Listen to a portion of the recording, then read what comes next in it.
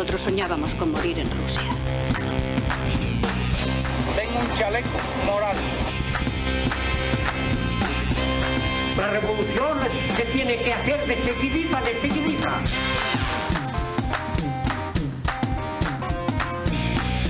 Les mans a la masa. Nosotros, los que no tenemos nombre, los que no tenemos orgullo, los que somos una más. Bona nit, camarades. Benvingudes a aquest espai de materialisme i lluita de classes a la ràdio. Som aquí per treballar amb vosaltres la teoria revolucionària i aquest és un programa per compartir els conflictes que protagonitza la gent com tu, perquè l'actualitat passa per organitzar-nos. Bona nit, Joel, què tal? Bona nit, Isarn. Pues la veritat és que bé, vinc avui amb una versió que no s'havia vist al programa, que és amb la mascareta, tot i no ser contagiós, que ho sapigueu, però és més que res per prevenció. A veure què tal sona això a les zones, si li dona una calidesa a la veu o quin serà el resultat. Ara de sobte seràs un locutor de Ràdio 3, no? Sí, jugaré una mica a parlar una mica més fluix, no? des del sota, no? Va, doncs deixem presentar els camarades que avui ens acompanyen. Per un costat, primer m'agradaria saludar a l'Otger, que va vindre al programa de l'1 de maig, programa que ha patit un percans com molts altres programes en contrabanda. Per això ens heu d'escoltar al directe. Correcte. Després m'agradaria també saludar a l'Helena, que ens acompanya. Moltes gràcies. Què tal, com esteu? Bé, animats. Està reincidint ja, ara ja saps la que t'espera. Vale, i per últim, un convidat molt especial, que és l'Arnau, que ve expressament també des de Lleida. Moltes gràcies per venir, Arnau. Merci per convidar-me, no m'esperava estar aquí avui i moltes ganes de... Bé, això és molt interessant perquè es va tancant el cercle, perquè l'Arnau ve directament des de la Biblioteca Maria Rius de Lleida i... Sí, va venir un programa i va ser molt interessant. Això, que no sé si teníem obert el micro. Com no m'ho he sentit, Presenta't. No, molt content de baixar des de Lleida i ja va venir un cop a la Biblioteca Maria Rius i bueno, molt content de tornar a estar aquí, d'escoltar-vos i amb molta il·lusió. Bé, doncs moltes gràcies per venir perquè avui és un programa bastant especial i bueno, també haurem de dir on estem fent aquest programa, no, Joel? Sí, espero que em fiquis el magnífic tall de Radio Contrabanda, dels millors talls que s'han fet a la història de la ràdio. Contrabanda. Contrabanda. Contrabanda. Contrabanda. 91.4 FM Barcelona. Qué bonito.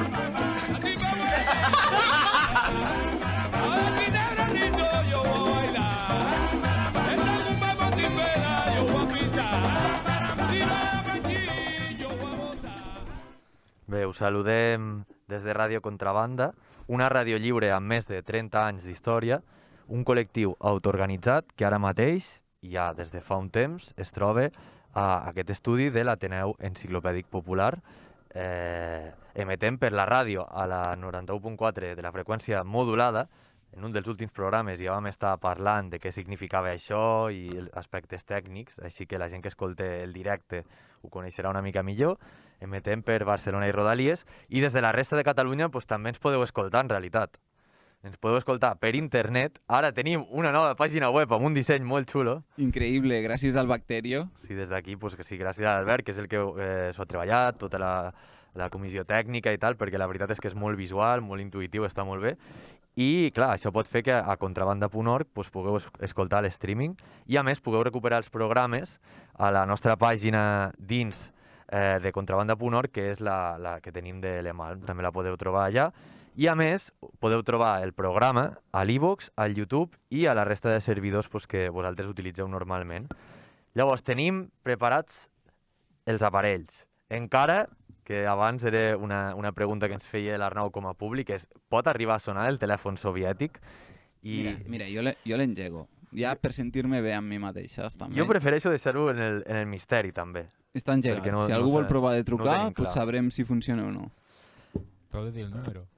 Hem de dir el número. Jo crec que el número de Ràdio Contrabanda ja no fa falta ni dir-lo. Sí, em sembla una falta de respecte inclús que no tothom se sàpigui de memòria. Sí, qui no se sap, qui no té memoritzat. No, això és quan hi ha una manifestació, hi ha conflicte i tu t'has de saber de memòria algun número. Sempre, això no ho dubteu, si en una manifestació us heu de memoritzar algun número de referència, d'emergència, sempre el de contrabanda. Perquè aquí... Aquí 24 hores d'emissió en directe. Sempre trobareu una musiqueta, sempre podreu... Sempre hi haurà un film musical sempre hi ha una falca per vosaltres, una falca defensora. Sí, sí. Bé, doncs comencem amb el tema que ens preocupa avui. Avui el programa és especial, diguem-ho ja. És un programa que hem treballat en aquest format sobre un tema que em sembla molt curiós.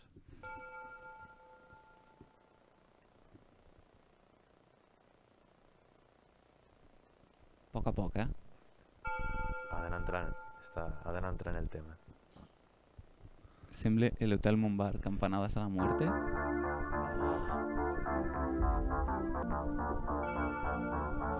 Bé, el tema no és altre que la revolució d'Astúries d'octubre de 1934 i, a més, és un tema que ens servirà... Santa Bàrbara bendita,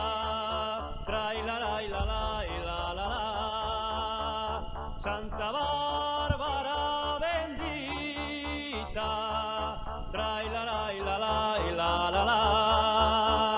patrona de los mineros, mirai Marusina, mirai cómo vengo yo.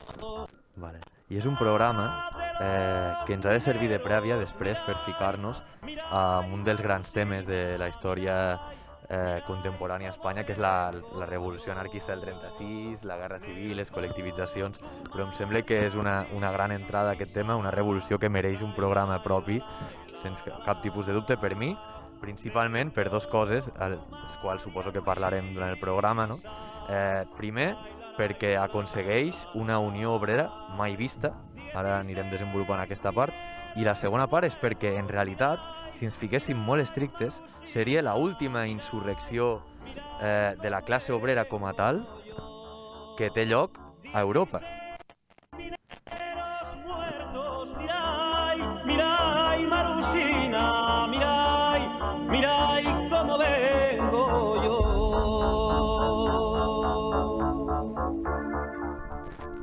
Per tant, la història no ha situat la revolució d'Astúries, o el que podríem anomenar la Comuna d'Astúries, si volem una mica fer aquesta trucada d'ullet cap al nostre primer programa, que va ser la Comuna de París, la història no l'ha situat on segurament es mereix. Per què? Pues potser perquè dona unes ensenyances a les que la gent que després ha escrit des del poder no els ha interessat, i a més potser perquè amb tot el que va passar a la Guerra Civil mai la gent s'ha centrat específicament en Astúries, no? A part és una zona perifèrica, no estem acostumats a tractar aquestes zones, però em sembla que el programa avui serà força interessant amb uns quants anècdotes i vivències de la gent que va fer la revolució que crec que mereixen clarament ser recordats. Doncs el 5 d'octubre de 1934 esclatava un dels fets més importants de la història contemporània a l'estat espanyol i també pel moviment obrer internacional. La Comuna d'Astúries o la Revolució d'Astúries, com li vulgueu dir, és un fet clau en el període revolucionari, sobretot des de la caiguda de la monarquia a l'abril del 31 fins al final de la Guerra Civil Espanyola. Són els anys 30 de caràcter revolucionari a l'estat espanyol.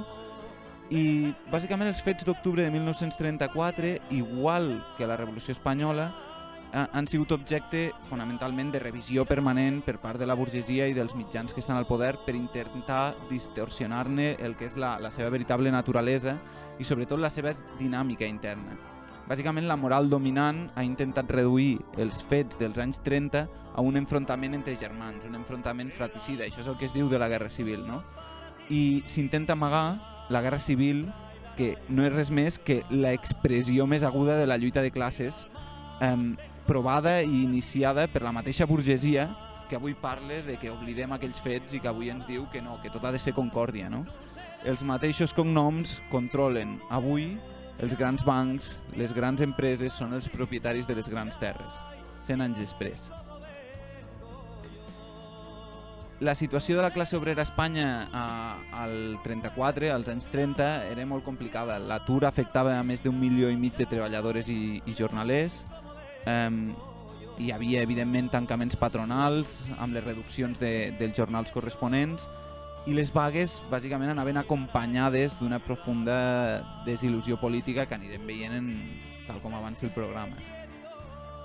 Al desembre de 1933, que és la prèvia a la nostra revolució, de la qual parlarem avui, hi ha una insurrecció anarquista a Aragó, a Extremadura, a Catalunya i a Andalusia. Una insurrecció que es dona per la traïció republicana que suposa el fet d'indultar un militar de dretes, com era Sanjurjo, que va intentar fer un cop d'estat contra la república. Des del gener fins al juny de 1934, perquè vegueu que la revolució d'Astúries no surt com un bolet del no-res, es produeixen vagues a Vizcaya, per exemple, promogudes pels comunistes. A Madrid, vagues de la construcció i del metall, exigint pujades salarials del 8% i una jornada laboral que es reduís a les 44 hores setmanals. A Saragossa hi va haver vagues davant dels acomiadaments laborals per part d'UGT i de CNT.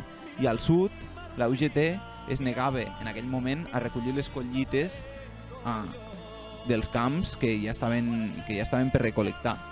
Hi havia reivindicacions, per exemple, a Catalunya, de tot el que era el rabassaires, pel tema també del camp. Al febrer de 1934, si avancem una mica ja en el temps, hi ha la fusió, evidentment, de la Falange amb el sindicat Lejons, i en resposta a tot això també és quan es funden les aliances obreres, que ja veureu que en aquest programa en parlarem bastant. Bàsicament, al juliol de 1934 hi ha tota una vaga general dels camperols amb suport de la UGT i de la CNT, que eren els dos sindicats majoritaris a l'estat espanyol.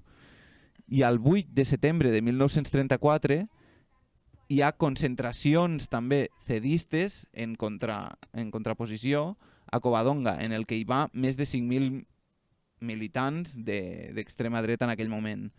I, en resposta a això, Astúries, que ja comencem a centrar una mica el punt que parlarem avui, a Astúries hi ha una vaga general de 2 dies, dels dies 8 i 9. I bé, aquest és una mica el context que podem trobar de la classe obrera en aquells anys, perquè ens fem una idea de com la situació econòmica i la situació de la classe obrera a l'estat espanyol, en els diferents territoris, no era una situació de calma, no era una situació de la república aconseguirà totes les reivindicacions dels obrers, dels camperols, no. De fet, el que era un seguit de vagues, d'insurreccions, d'aixecaments en contra d'aquesta república que no contentava a ningú. De fet, el govern republicà socialista no resol ni els problemes fonamentals de la població, respectant, evidentment, el marc del capitalisme d'aquell moment i de la propietat privada, ni tampoc satisfà plenament a la burgesia, que en aquell moment ja comença a preparar totes les forces per aconseguir un assalt al poder.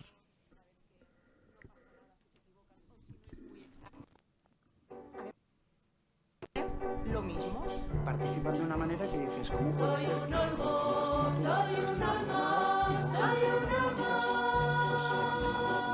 no me pidas peras, no me pidas peras, no me pidas peras, que por mucha fuerza, con que me las pidas, peras no te voy a dar. Soy un olmo, soy un olmo, soy un olmo. No me pidas peras, no me pidas peras, no me pidas peras, que por mucha fuerza, con que me las pidas, peras no te voy a dar.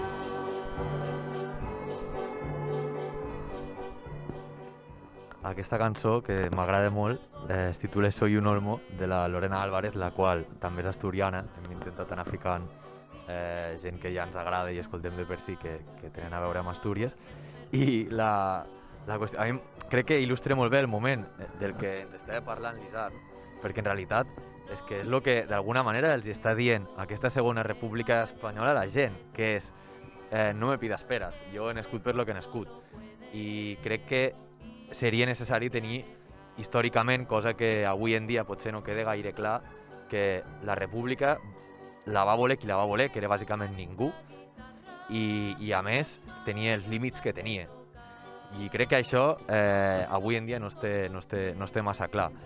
De fet, ara arribem al 1934, però la qüestió és que la república festiva, que s'entén com a tal, des del 14 d'abril del 31, quan marxa Alfons, el rei i tal, no va durar gaire, perquè en el seu lloc, ja al 34, el que flotava era una atmosfera de decepció col·lectiva. La república del 1934 era la república del desencant per a milers de persones. No me pidas peras, no me pidas peras, no me pidas peras, que por mucha fuerza, con que me las pidas, peras no te voy a dar.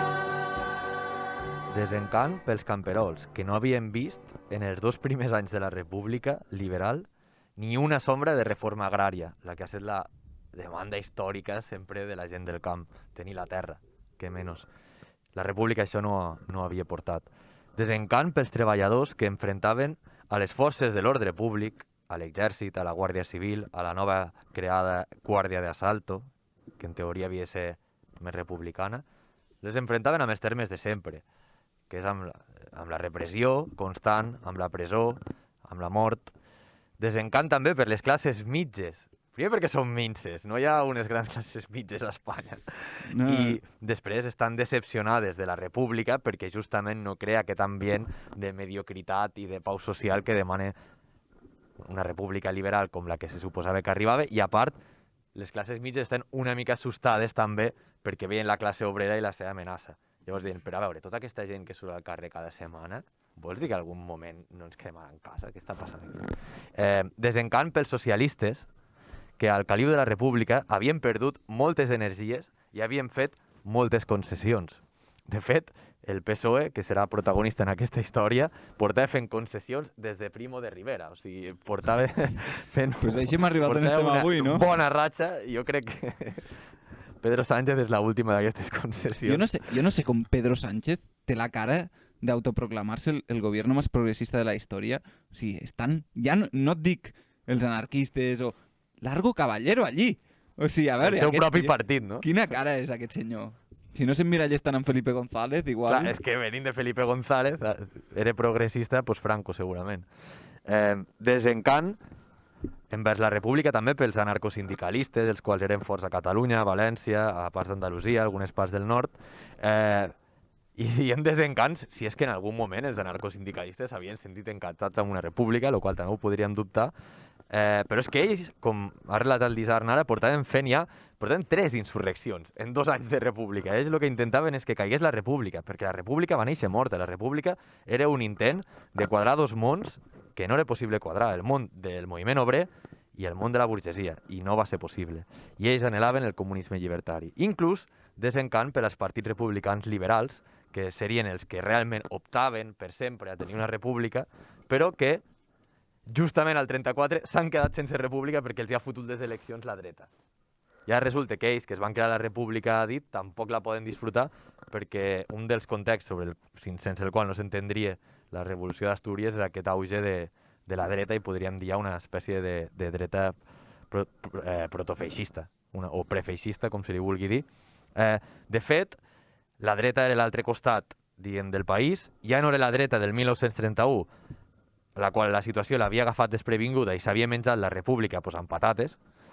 Després de 2 anys i aprofitant l'onada de desencant, s'ha reorganitzat i ha arribat al poder mitjançant molt repartiment de bocadillos a la porta de les eleccions, molt compravot, moltes les coses que fan la dreta en aquell moment, si no avui en dia, i estan pujant primer amb una coalició centrista de radicals, etc., i després amb la dreta més reaccionària, que és Gil Robles amb la CEDA.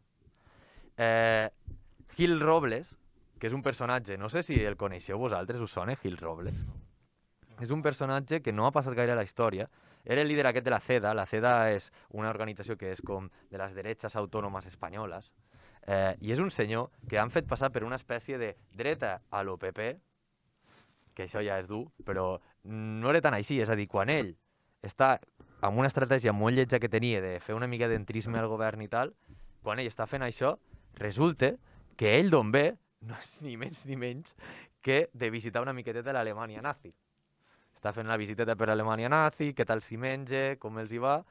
Se menja bé, no? A l'Alemanya del 33. Se menja bé, a no ser que, jo què sé, que siguis obrer, jueu, marica, qualsevol tipus d'ideologia, o sigui, si eres nazi, i ell realment, perquè veiem també els discursos una mica de la dreta, perquè véssim en què estava la dreta en aquell moment, que estava bastant colpista, ja al 34, diu, hay que ir a un estado nuevo.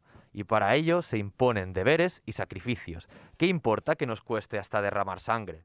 Para realizar este ideal no vamos a detenernos en formas arcaicas. La democracia no es para nosotros un fin, sino un medio para ir a la conquista de un Estado nuevo. Llegado el momento, el Parlamento o se somete o lo hacemos desaparecer.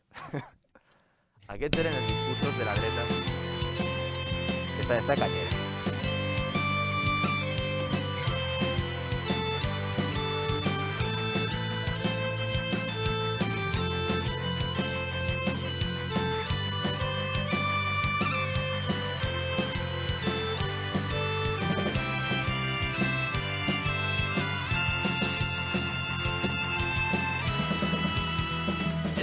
Que en Asturias no hay más que un apartarse y chumar los gallos de una gaita, entamando la policía del chugar, el que diga la de Asturias y la verde paraíso natural, luego tema que al orvallo y no pise más que la asfaltura capital.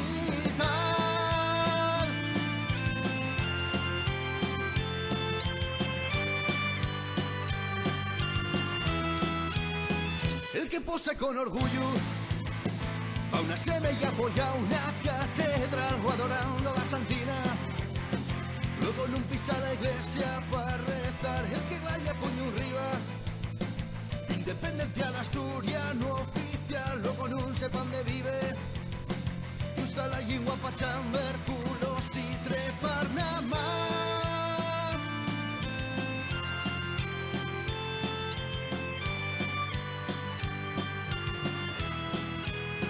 Esa nuña la mi Asturias no se vende al imperio capital.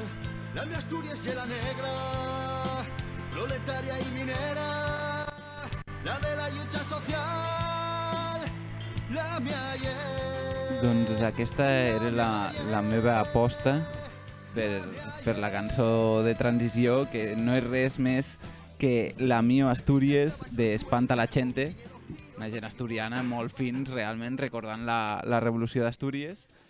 I bé, no us voldria deixar tampoc sense l'entradilla que he preparat per parlar del tema central d'avui, més enllà de la insurrecció, que és el tema de les aliances obreres, de l'Aliança Obrera en concret. Aquí escoltem els fusells de com comença la guerra.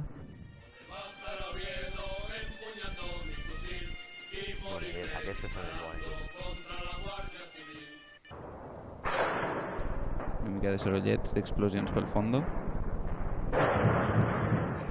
La cárcel de la Modelo se oyen claros de mi prisión.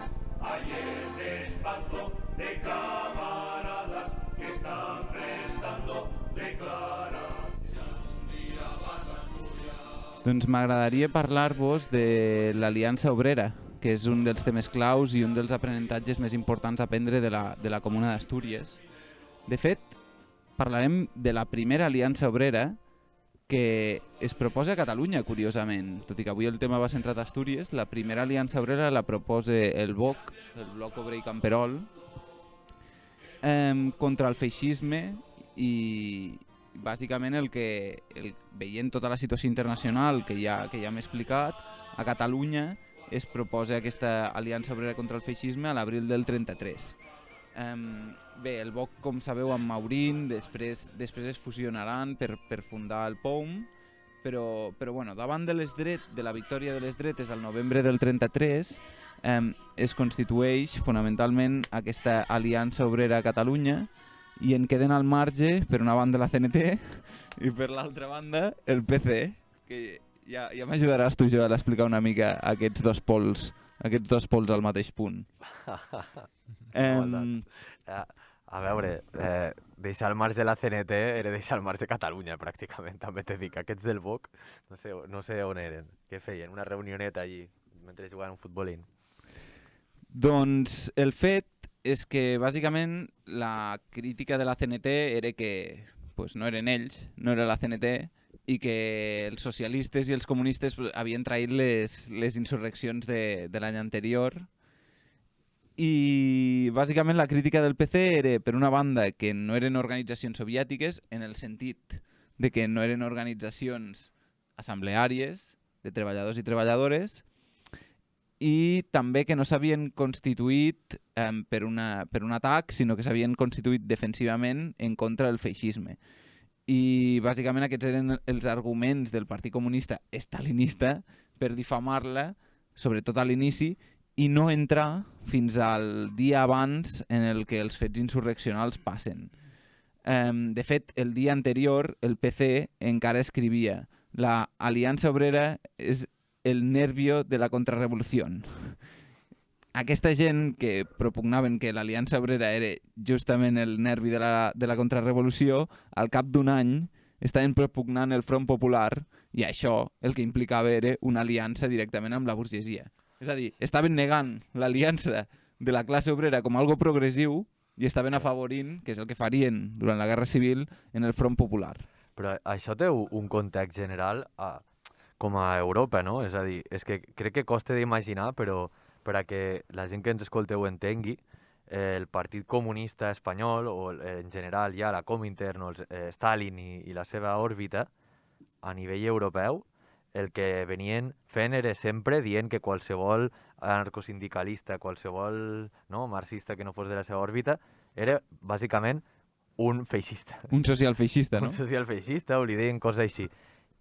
Però és que mentrestant, al final del 34 està caient molts països a Europa. O sigui, la preocupació de la gent és que a Europa està arribant el feixisme.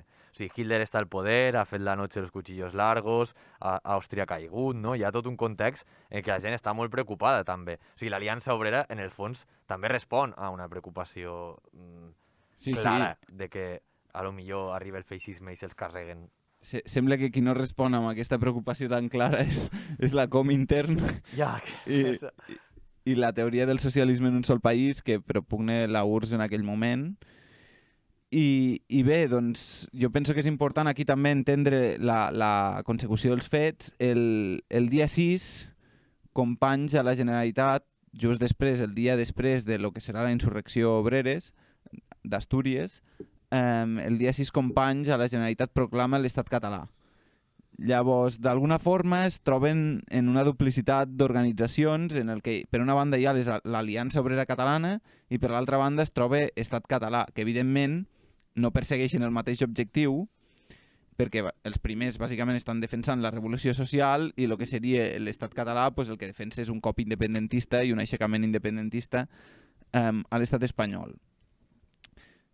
Com que el BOC es limita, quan hi ha la insurrecció, a seguir amb la vaga pacífica i posa en mans del president Companys tota la possibilitat de que a Catalunya hi hagués una insurrecció social, doncs el que acaba passant és que el dia següent de proclamar l'estat català són reprimits, principalment al camp, molt ràpid a tot el que és comarques a Catalunya, i després la ciutat no va poder aguantar després de que el pronunciament fos pacífic i sense la consigna revolucionària que es va donar, per exemple, a Astúries.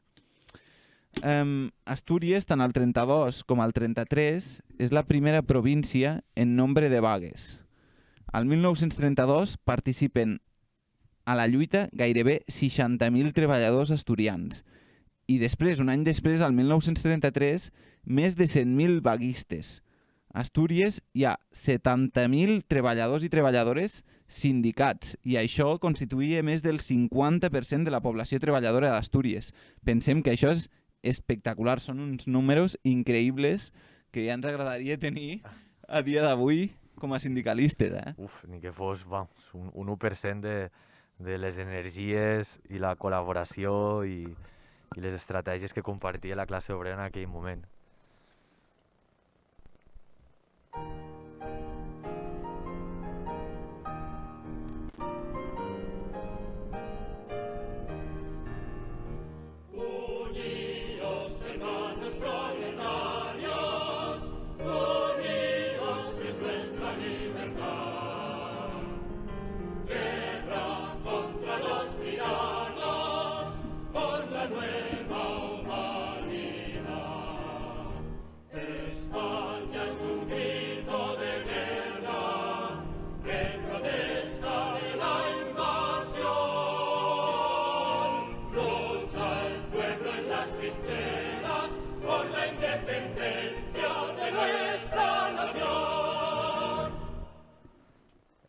La consigna, la proclama de l'Aliança Obrera Astúries respon a les sigles...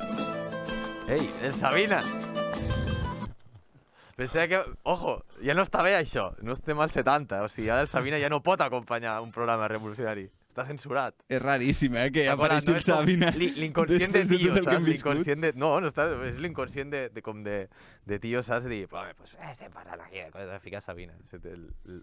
El meu propi ordenador, de fet, una traïció de l'inconscient del ordenador. Una traïció espanyolista. Sí, això també és Espanya. Res, que ara com sentíem a la cançó, no la del Sabina, deia lo de Unidos Hermanos Proletarios i va ser aquesta com el crit que feien en aquell moment i que era UHP. O sigui, com hi ha consignes que es diuen per sigles, doncs ells deien UHP, que és Unidos Hermanos Proletarios, per anar a lluitar. I la qüestió és que hi ha un moment que vaig llegir en un llibre que és que havien de decidir, tu les consignes per fer la revolució les has de decidir. Fas una reunió amb una sèrie de gent i has de decidir. I van intentar, perquè els hi sonava bé, no? Quan van dir, per què no diem Unidos Federalistes? Però les sigles eren UF. No va agradar. Ja donava una mica... Les sigles revolucionàries són UF. Com que no... No acaba d'entrar, I en la meva ment, en algun moment, havia pensat que ja que volien la unió, i per què no que algú, al 34, a lo boig, hagués proposat, i per què no ens diem Convergència i Unió? Com de repente algú hagués entrat a proposar la sigla de sobte hi ha un joc polític molt xungo entre la classe proletària. Izquierda Unida. Tot hauria anat molt malament. I l'anècdota real és que realment la persona que va pensar UHP no volia, o sigui, resulta que era algo en anglès, que era Union Horsepower o algo així, que era alguna locomotora, alguna cosa que van pensar que donava energia. I, clar, els asturians, que d'anglès ni pa, van dir, sí, Unidos Hermanos Proletarios, no? I va dir, sí, tira. I la consigna, o sigui, eren tan autònoms la classe obrera que van agafar les sigles en anglès i van decidir que deien el que els donava la gana. Doncs amb aquesta consigna, Unidos Hermanos Proletarios, Astúries va ser totalment diferent del que havia passat a Catalunya, del que passaria a Madrid. La classe obrera asturiana comptava amb organitzacions fortes i molt implantades, principalment UGT, el PSOE i també les joventuts socialistes. I no me la deixo, no et preocupis, també hi havia la CNT, com no? Ai, quasi em va fer alguna cosa. Les ordres de vaga general pacífica arreu de l'Estat, a Astúries, van arribar com un procés insurreccional. Els sectors més endarrerits, segurament de la classe treballadora o que no eren conscients, o es van quedar paralitzats davant de la situació prerevolucionària, però els quadres amb més experiència, amb el major grau d'organització i de preparació, que en aquest cas era la mineria asturiana, no ho van dubtar. Van agafar les armes i ho van fer. I bàsicament, aquí és on ens trobem amb la situació complicada. Per una banda, hi ha tota la vaga pacífica i per una altra banda hi ha la consigna de vaga general revolucionària, que és el que porta a la insurrecció, que és el tret diferencial del discurs que es dona a Astúries. Tot i que faltava preparació, el que va ser una crida a la insurrecció es va quedar bàsicament en una vaga general pacífica i la majoria de llocs, com per exemple Madrid, les concentracions d'obrers es queden esperant, paralitzats, esperant les directrius, els plans, les consignes i fins i tot les armes que no acabaran d'arribar mai dels dirigents de les organitzacions obreres, del PSOE. Per exemple, a Catalunya, com ja hem dit, el BOC es limita simplement a desencadenar la vaga i a esperar que la Generalitat i companys prenguin la iniciativa. Però la Generalitat, evidentment, i la petita burgesia el que fan és trair a la classe obrera totalment i el moviment es queda parat. Però a Astúries es va protagonitzar el que s'ha anomenat la vaga general revolucionària, més enllà de totes aquestes vagues pacífiques. Llavors, la pauta, com en tots els conflictes anteriors, la marquen els miners per ser el punt més avançat de l'avantguàrdia revolucionària. I els fets d'octubre no surten d'una espontaneïtat ni d'un bolet, com hem dit, ja hem esmentat abans totes les vagues, però és que podem inclús apurar una mica més perquè les lluites que comencen, per exemple, a Astúries, havien sigut poc abans, a una fàbrica de canons, havien aconseguit fer unes lluites increïbles contra les reduccions de plantilles que estaven imposant des de la patronal. A l'abril, per exemple, del mateix any, arriben a ser més de 11.000 vaguistes a la Conca Minera. Només a la Conca Minera. Clar, així tothom s'anima, no?, a seguir la consigna revolucionària. Unidos, hermanos proletarios. I era una consigna que és veritat que hi havia molts sectors de la classe obrera o moltes organitzacions, però venia d'un pla, fixeu-vos com és les coses, pensant avui en dia, del PSOE. El PSOE era el que pretenia fer la revolució. És que sona una mica estrany avui en dia dir-ho, però era així. És Largo Caballero, que és el dirigent més radical del PSOE, el que vol fer això. Com es farà a Astúries? Primer hem d'entendre que les revolucions, com està explicant l'Isarn ara, no surten com un bolet, s'han de treballar. Hi ha d'haver un colze a colze cada dia al treball, no? S'ha de parlar, la gent s'ha de conèixer entre ella, s'ha de tenir confiança, i el que volia parlar ara és de on sortien les armes. I m'has posat aquesta cançó guapíssima, no? Sí, aquesta cançó, que és una versió de la Violeta Parra de Nacho Vegas, que es diu Arrima quemando el sol, inspirada, diguéssim, justament els miners d'Astúries. Una cosa, jo no paro de veure imatges de miners des que estem preparant aquest programa. Estan tots fortíssims. Està molt fort. O sigui, aquesta gent foten molta por. Pero allá se me murió. Primero perdí las plumas y luego perdí la voz. Y arriba quemando el sol. Cuando vi de los mineros dentro de... Una revolució no es pot fer sense armes. Es pot fer, això sí, amb poquetes armes. Amb menys armes que l'Estat. Però sense armes no. D'on va treure, doncs, les armes, la classe obrera asturiana? La resposta és clara. Les armes les van aconseguir gràcies a la preparació de la insurrecció durant mesos, abans de l'octubre del 34. Com ho van fer? Les van anar traient, en gran part, peça a peça, desmuntades, de la fàbrica de la Vega, que era una fàbrica armamentística que hi havia a Astúries. Malgrat l'estreta vigilància, malgrat que tenien uns guardes pendents de que ningú robés una sola peça, van aconseguir sostreure inclús ametralladores senceres, ja no només els fusils, les ametralladores. Cents de persones coneixien on anaven guardant, a quin dipòsit, de quin poble, cada 30-40 remeses d'armes robades, i la policia no va ser capaç de trobar-n'hi ni un. O sigui, estem parlant un grau de confiança, un grau de preparació i és això, d'alguna forma, de contacte, sobretot suposo ja per la tradició minera, per la tradició de sentir-se d'alguna manera la classe obrera unida, que jo crec que no es repetirà mai. Aquesta capacitat d'anar sostreient tantes armes amb això, a veure, tantes dins del que podien fer, també és veritat. Una de les anècdotes més cèlebres també és el moment en el que es comencen a robar els polvorins. Sabeu què és un polvorí? Un polvorí és on es guarda ja no els fusells, sinó la dinamita.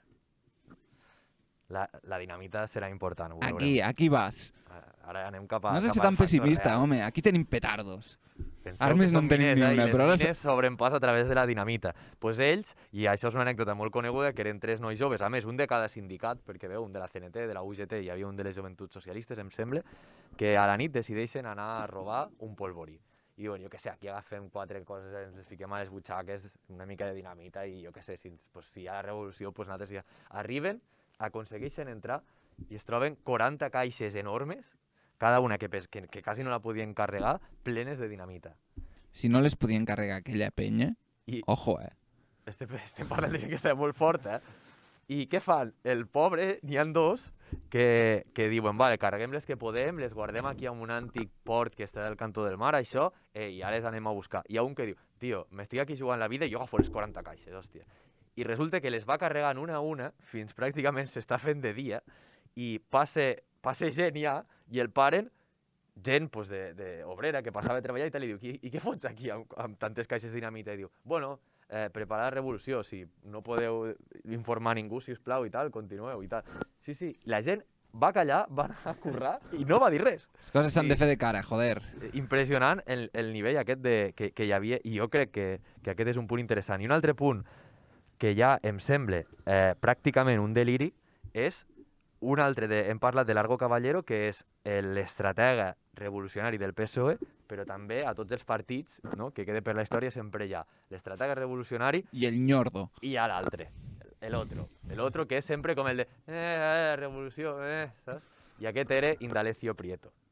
Indalecio Prieto era un senyor que en aquells moments estava a Madrid i tothom li deia reformista, s'aixecava al matí i el propi, jo que sé, majordom que tenia per ser parlamentari li deia, prendrà el senyor reformista el cafè? I ell ja s'anava calentant i deia que jo no soc reformista, hòstia, que jo també soc revolucionari, què vols que te digui? I agafa un pla absolutament delirant que és agafar i anar-se'n a Càdiz i fotre a dins d'un barco que ha llogat tal qual arriba al port. Hola, bon dia, soc Indalecio Prieto, m'apeteixeria llogar un vaixell que es diu el Turquesa, per això és com molt conegut l'anècdota aquesta del Turquesa. Diu, per què? Ah, no, és que vaig a França. Segur? Sí. Reformista, tal.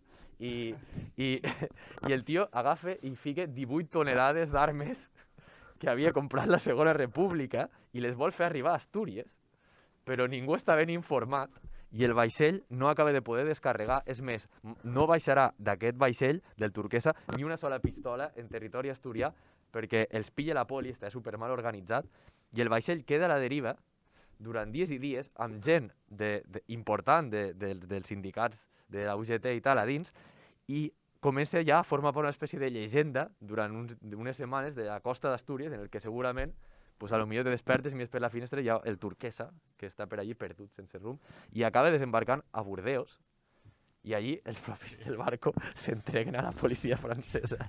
Però em portem 18 tonelades de pistoles. Com expliques amb algú? Què portes aquí? 18 tonelades de pistoles. Pues una cosa també te volia dir jo, perquè després els francesos, quan els nazis entren, jo no sé si de pistoles d'aquestes n'hi van fer servir cap, No, és que després diuen, no tenien pistoles. I el Turquesa, no.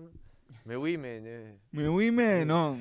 I bueno, i és un de les qüestions més delirants de la manera en què es va armar la classe obrera, molt millor, a poc, contacte a contacte, que no el pobre reformista Indalecio Prieto i les seves idees estranyes.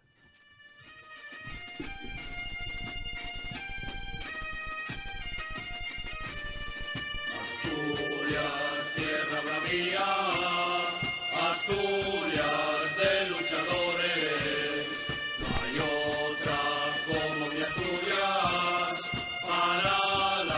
Revoluciones. Tengo de bajar a Oviedo empuñando mi fusil y morirme disparando contra la Guardia Civil. Contra la Guardia Civil y los cobardes de Santo. Tengo que bajar a Oviedo y morirme disparando. Radio Contrabanda. Obreros en Asturias demostraron su heroísmo venciendo a la clerigalla y al feroz capitalismo. Tengo de bajar a Oviedo empuñando mi fusil y morirme disparando contra la Guardia Civil. Contra la Guardia Civil y los cobardes de asalto, tengo de baja el Oviedo y morirme disparando. Molt bonica la cançó, millor que la versió de l'himne de Melendi, no? El qual pensava que ficaries. Jo crec que és la següent. Si deixem passar una mica sona Melendi ja. Ha sonat Sabina. Doncs els fets, perquè ara ja hem arribat al punt en el que ja han enganxat les armes. Vull dir, aquí ja no... O sigui, portem tot el rato parlant de la Revolució d'Astúries i aquí de moment no s'ha pegat ni un tiro encara. Els fets, anem als fets. 4 d'octubre, un senyor va de Madrid a Astúries al tren i al seu barret porta les paraules clau perquè comenci la revolució. I està nerviós, se passa tot el viatge tocant el barret, que no me caiguin, a veure si me n'oblidaré i tal. O sigui, és que les revolucions també passen així, no? Són coses al final concretes i tal. I arriba, dona l'ordre i la gent diu, vinga, pues, insurrecció, anem a buscar aquestes armes i comencem a fer la revolució a Astúries, no? I de fet, la revolució comença per la baula més dèbil, que són els pobles i les ciutats secundàries. És a dir, quan comença la revolució, gràcies també a una mala estratègia i a que no està gaire preparat l'exèrcit i el poder, diguéssim, defensiu de la república, està només simplement recollit l'exèrcit i la Guàrdia Civil a les casernes de les grans ciutats. Som ara al 4 d'octubre de 1934 i amb més energia i homes que armes i municions, els revolucionaris se situen en 4 grans focus insurreccionals. Per donar una mica de noms asturians. La zona de Mieres, la Vall d'Aller, la Conca del Nalón i Pola de Siero i les ciutats, direcció Cangas de Onís. Aquestes són les 4 grans zones on comença més forta i podríem dir que és la conca minera d'Astúries, allí on els miners són més forts. El factor sorpresa no és de gran ajuda en la majoria de combats perquè ja veuen que hi ha hagut aquesta insurrecció, en molts casos estan esperant hores a rebre l'ordre, és gent molt ordenada realment, o sigui, els obrers estan, alguns inclús es passen 2 dies donant voltes esperant les ordres, o sigui, estem parlant de gent que sempre ho fa, diguéssim, respectant els ritmes que se li imposa des del moviment obrer i des de les organitzacions. La Guàrdia de Asalto, que és aquesta Guàrdia Republicana, i la Guàrdia Civil es parapetaran a les seves casernes que són impenetrables als tirs de pistola i escopeta i algun fusell que porten els pobres obrers, perquè de fusells no n'hi ha gaires en mans revolucionàries. I aquí entra en joc un altre material armamentístic que, a més de provar-se la mar d'útil, donarà el toc èpic a les lluites i es convertirà en un dels símbols de la Revolució d'Astúries, que és... La dinamita. La dinamita. Us heu d'imaginar un altre tipus pràcticament d'insurrecció com la que ens podem imaginar amb tiros. No només hi ha tiros, és que darrere van els fornits obrers asturians, miners, gent que, la veritat, una mica temerària, per què no dir-ho, fumant amb la dinamita a la mà i apropant-se directament a les casernes de la Guàrdia Civil, encenent la dinamita amb el piti i tirant-la a quemarropa. O sigui, els dinamiters, quins herois, per favor. Jo no veig una imatge més pornogràfica d'una revolució que imaginar-se aquí tirant dinamita encenent-la amb el piti, no? I això passa a cada poble o cada ciutat petita i a cada caserna els insurrectes aniran això, apropant i guanyant les casernes. Moltes guarnicions de la Guàrdia Civil i d'Assalto, quan comença a caure dinamita a sobre i veus que ja no és que te matin amb un tiro, és que la casa se cau a sobre, ja comencen a rendir-se, la desmoralització és impressionant i amb això, al cap d'1 o 2 dies, els revolucionaris han triomfat a la conca minera. No passa el mateix a les grans ciutats, ja us podeu imaginar que Oviedo, Gijón i Avilés, per parlar de les 3 més importants potser, són casos diferents. Les columnes, primer, estan esperant a les afores, els hi costa a vegades els mandos, no hi ha realment una estructura centralitzada amb algun comandant que tingui molt clar què està passant, perquè les comunicacions són precàries. Per exemple, a Oviedo tarden molt a atacar. De fet, hi ha un pobre, el comandant de la columna que havia d'atacar Oviedo, porta 2 dies donant voltes per Oviedo i no arriben els reforços, i quan se'l troben els reforços està a punt de pegar-se un tiro dient, si es fa la revolució, o jo me moro, o sigui, porto aquí 2 dies sense dormir. Home, tio, allí... El pobre senyor, que es deia Peña, per ser aquest, es deia González Peña. I resulta al final que sí, que ataquen i llavors es converteix ja en una altra cosa, que és una lluita pràcticament de guerrilla urbana, on el feixista pot estar amagat darrere de cada casa. el col·laboracionista, diguéssim, el que té la pistola i que pot disparar per l'esquena, i així passa molts cops, està a cada casa. I la Guàrdia Civil amb l'exèrcit i tal estan molt replegats. I això fa que almenys els insurrectes puguin prendre la iniciativa i arribar fins al centre. Sempre cauen primers barris de la perifèria on la classe obrera viu i es van aproximant al centre. Clar, un dels punts fatídics de tota aquesta revolució asturiana és bàsicament el temps que passa entre el moment en el que es fa la insurrecció a la Conca Minera, on es pren totalment el control, i el temps que passa en què els obrers i les obreres organitzats en els nuclis urbans puguin fer també els seus combats. Llavors, el temps que tarden les columnes de la Conca Minera a arribar a les ciutats és el temps que permet a tota l'organització de la República a reestructurar l'exèrcit i a enviar les tropes des d'Àfrica, per exemple.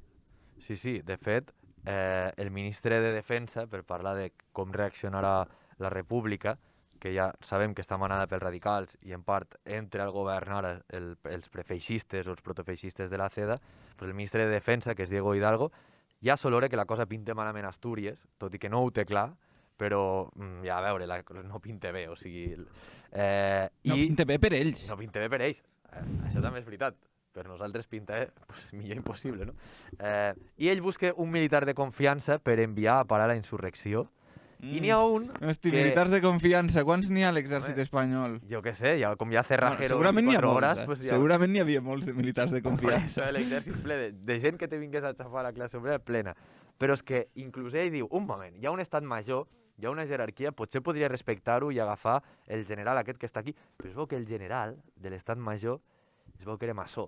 No és lo suficientment faig aquest tio. No sé si ens hem fixat tots que aquest tio no està sent tot lo fatxa que suposa que s'ha de ser. Comunismo, maçoneria. I agafa algú que s'havia especialitzat en reprimir des de l'any 1917 a Astúries.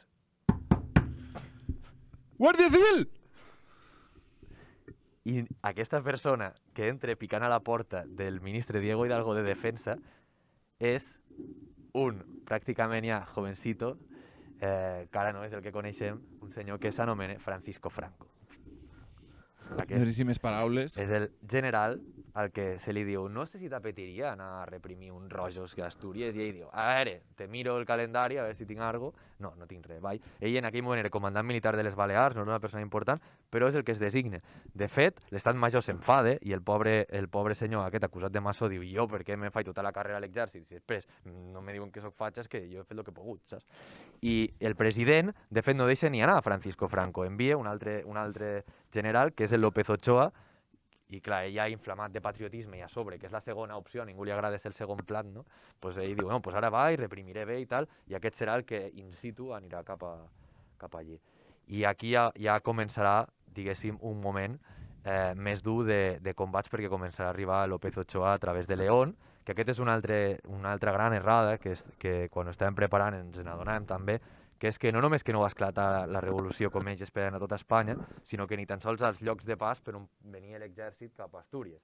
A León la gent estava convençuda que hi hauria una revolució i va estar a puntet. Ho tenien fet a León. León estava allí, ho tenien.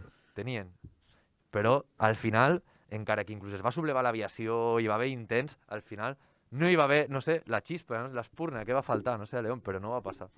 I llavors van poder entrar directament. I mentrestant, s'ha de dir, això sí, que al cap de 3 dies que estan lluitant a Astúries, els revolucionaris, els insurrectes, han pres la majoria de territori, a part d'Avilés, que els està costant, alguna part de Gijón, però la majoria del territori asturià, la geografia asturiana, ja controlen 2 fàbriques d'armes que ja estan produint per la revolució i a més tenen el que ells anomenen l'exèrcit roig, això ja sona soviètic, això t'ha d'interessar, amb el qual ja més o menys tenen 30.000 combatents. És que en aquests 3 o 4 dies aconsegueixen prendre totes les casernes de la Guàrdia Civil de tota Astúries.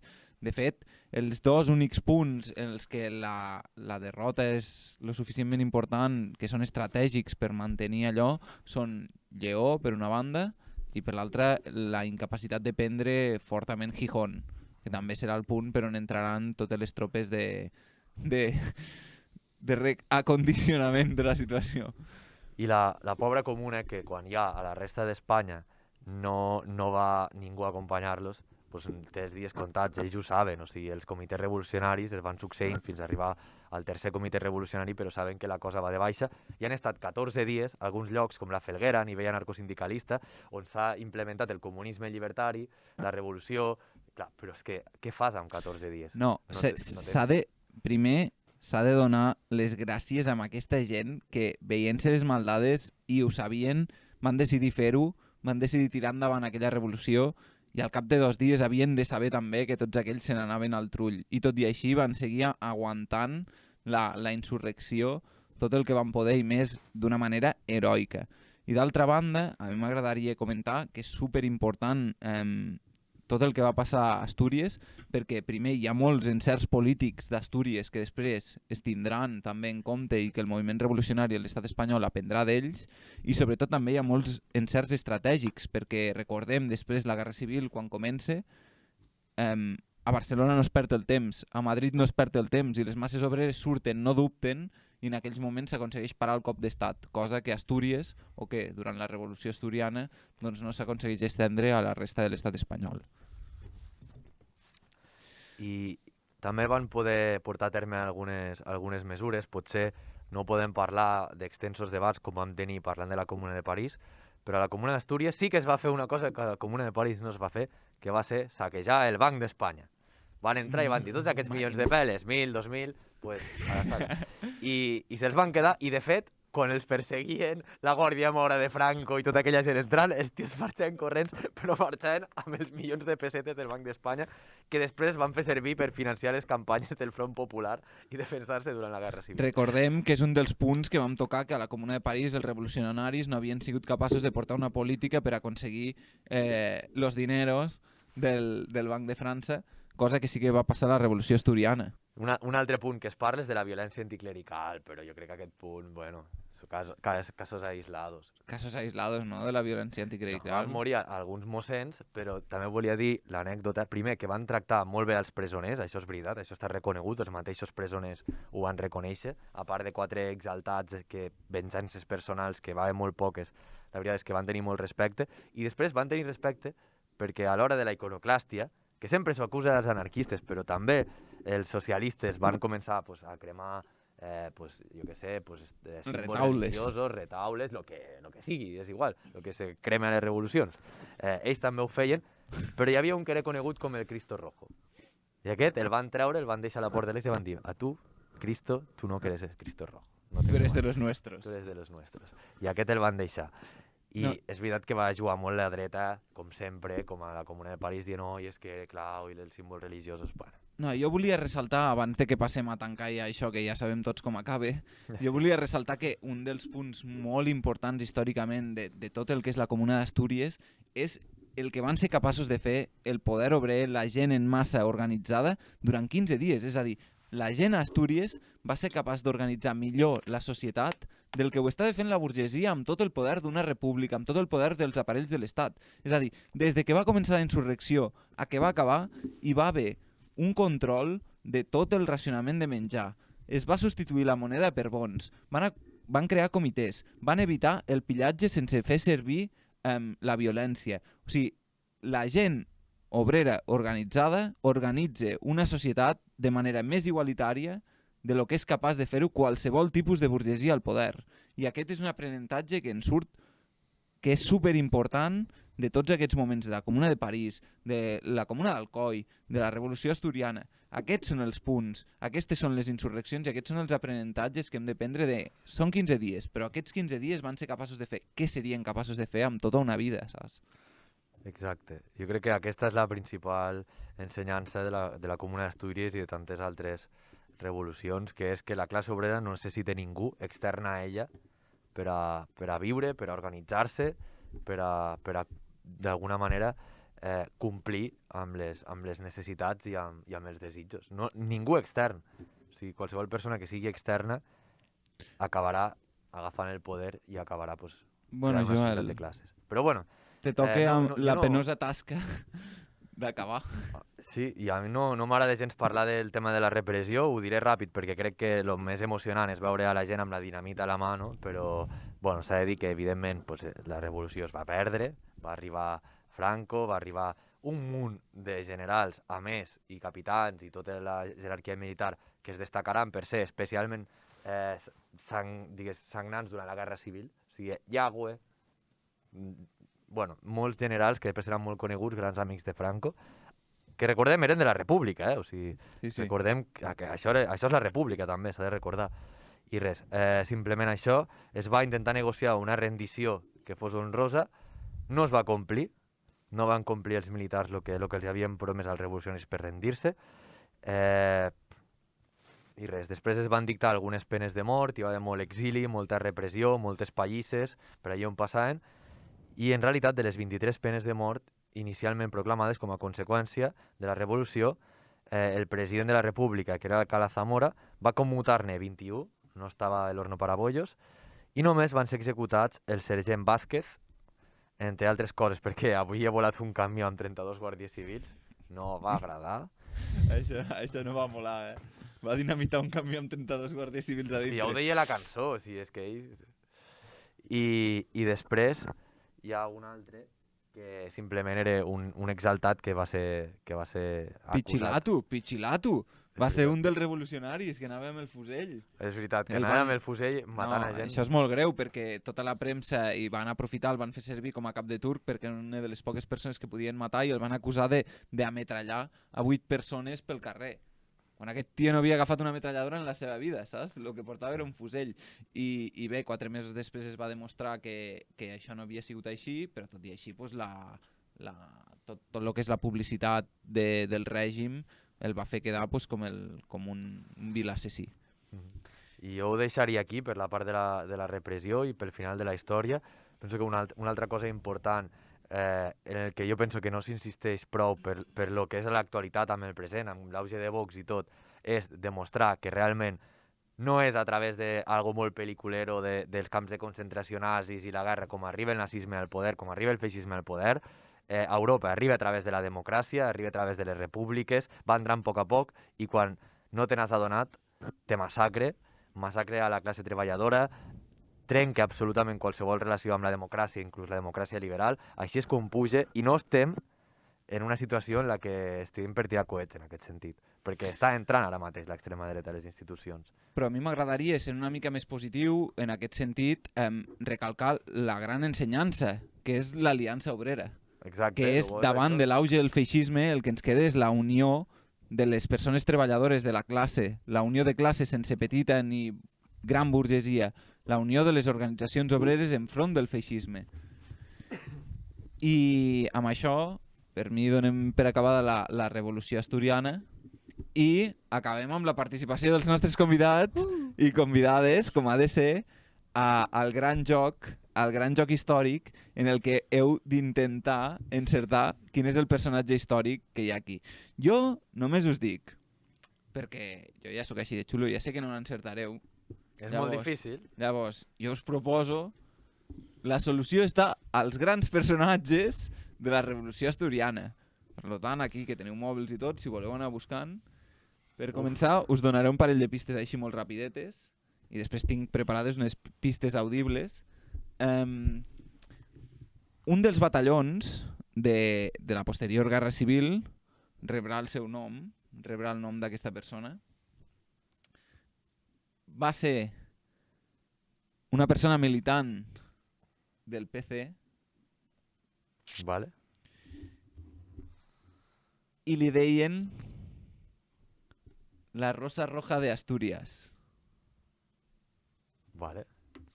I com que us veig tan perduts, doncs posaré les pistes audibles també per la nostra audiència, perquè això, recordem-ho, és la ràdio. Llavors, primer comencem amb una cançoneta de Víctor Manuel. Què? Un altre revolucionari del PSOE. ¿Qué sabes tú de Aida? Lo animat que sempre ha sido Víctor Manuel. Alguien te habló de octubre, de la revolución del 34, de la revolución del 34. ¿Cómo se explica un frente popular sin hablar de una raza insurrecta? Bueno, Víctor Manuel explicant el Frente Popular. Ja, ni tan sols és aquest el tema. Los 2 años de República Negra fueron 2 años, 2, ¿para qué más? En donde la derecha supo demostrar. No us diu res, Víctor Manuel? Esteu tots perdudíssims, com m'agrada aquest moment. Aquest moment és el meu. Bueno, doncs tenim una segona opció, la Rosa Roja d'Astúries, d'un grup que es diu Nubero.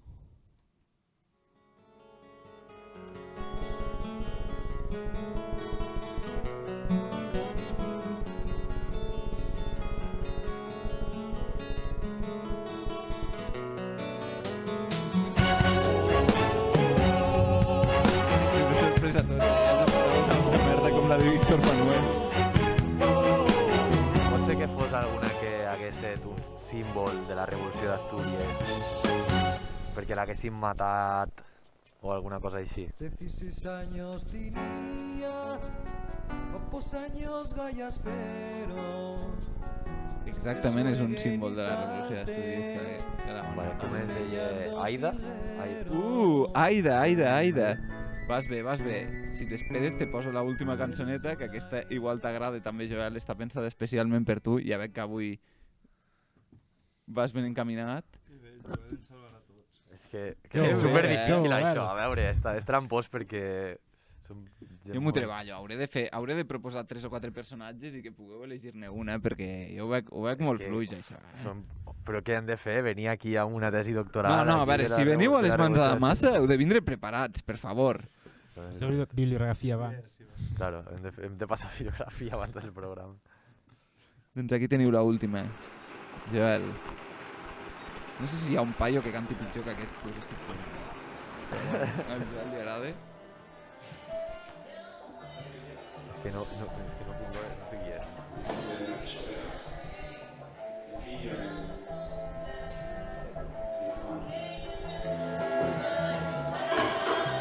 És Nacho Vegas.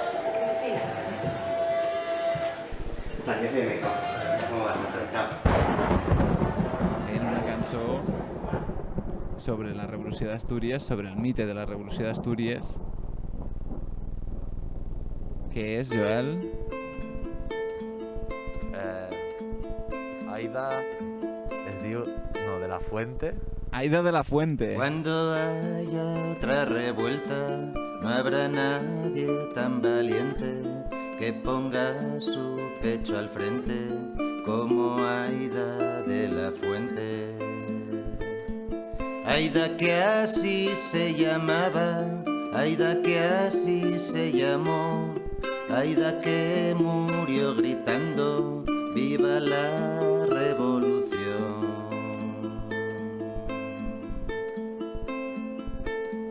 Justo antes de matarla, los fascistas la miraban, dieron muerte a un socialista y después le preguntaban. Justo antes de matarla, ¿cómo te llamas, muchacha? Ella dijo, puño en alto, comunista libertaria.